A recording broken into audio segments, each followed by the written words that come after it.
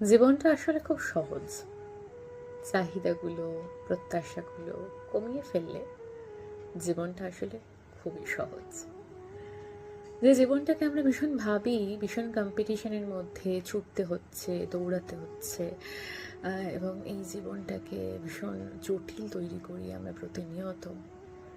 আসলে চাহিদা, ইচ্ছা, ভালো লাগা এগুলোর পরিমাণ যদি কমিয়ে দেওয়া যায় তাহলে জীবনটা খুব সহজ।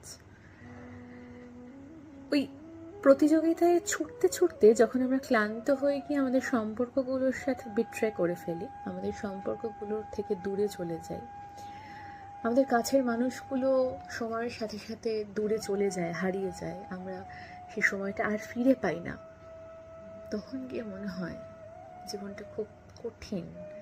কেন এতটা কঠিন সময়ের মধ্যে দিয়ে যাচ্ছি? আসলে জীবনটা